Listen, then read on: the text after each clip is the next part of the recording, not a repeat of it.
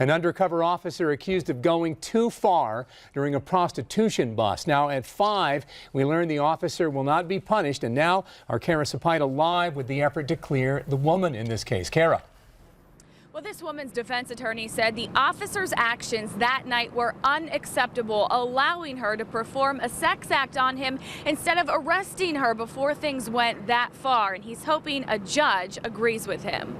There is nothing apparently unlawful about what this officer did to get this prostitute. It's not illegal, but what a Homestead police officer is accused of doing when arresting a prostitute is now being questioned. The sting happened here inside this apartment in mid-March, and the officer himself said how far his undercover work went before he revealed he was a cop.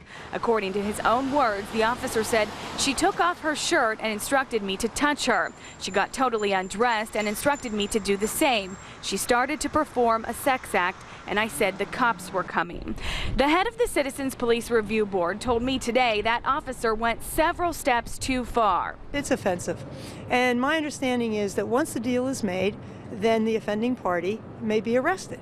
You don't have to proceed to where you're actually having the physical contact and you're actually having sex. Defense attorney Michael Waltman is representing the woman arrested for prostitution that night. He found out today the officer is still on the job and being backed by the union. So what we have here is an officer that's completely disregarded that. We have a union rep that says that's okay, and that is just complete arrogance on both their parts, and it's completely unacceptable. While Waltman is ready to take the case to the federal level, District Attorney Steven Zappala released a statement back in 2010 after a similar incident, saying taking off clothes is okay, but engaging in a sexual act is not. However, in this case, he says the matter can be handled locally in Homestead.